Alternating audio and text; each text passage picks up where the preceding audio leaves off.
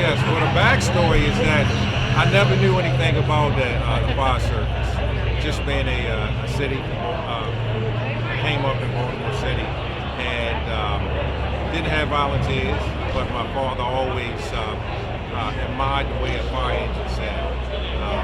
Back in the day, most of the fire engines had a distinct sound to them.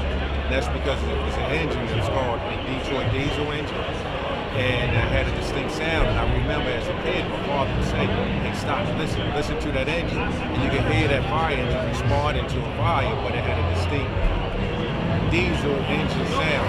For example, like you hear that engine, but this engine had a distinct sound. So it's always had my interest in the fire service. Then just being a person that likes to live and do and be happy, even in elementary school, being a Carson fan, that was the best thing ever to me as a child. Then the opportunity came up with the fire service, so that's where I got started.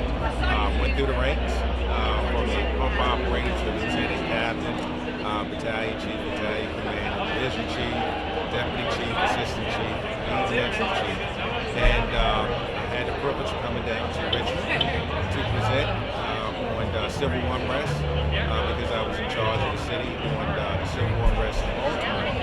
And we had an incident here in, I believe, in Charleston, where there was some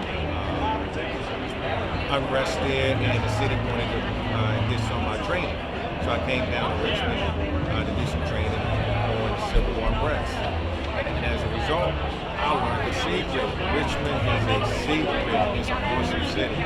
So the opportunity came up, and then I came to the city of Richmond, applied for it, knew that it was a secret, it was an awesome city, still is an awesome city. And I came here as a ship commander, an assistant chief, and I did a good job in that area. It was very similar to what CEO Donald says, people first, people always, and that has always been my feeling. And as a result, I was able to connect well with the members here at the Richmond Fire Department, as well as serve in the Spirit of Excellence. And I got the opportunity to be the interim chief, and now here I am with this privilege of serving a great city, being part of an awesome family, and hoping to continue to make it one family, one department. What do you think is the number one need right now for the fire department? What's your top priority? It's basically about three top priorities. The top priority is what I've heard you say multiple times. One family, one department, that is one.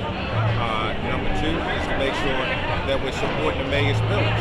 And part of those the mayor's pillars is to make sure that we have a thriving city hall. And a thriving city hall means that as the chief administrator here, as the chief, is that I look for it, I find it, and I fix it.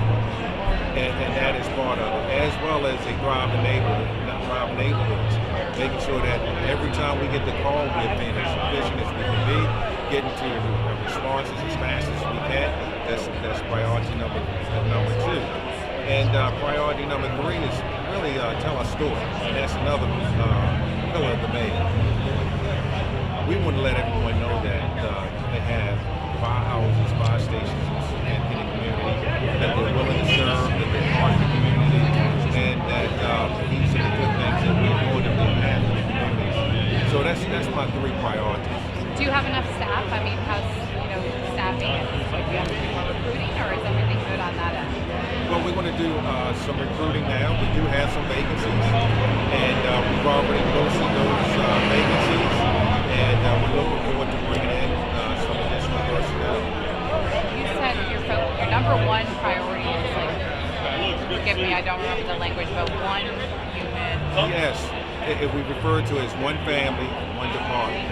One family, one department.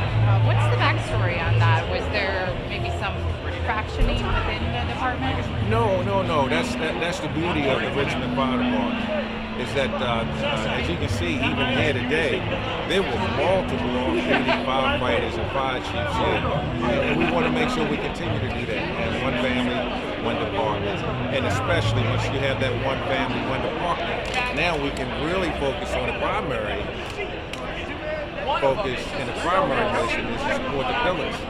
So that's the whole idea, is make sure that we're unified, we identify where we're going as a city, supporting the mayor's pillars, and going forward there.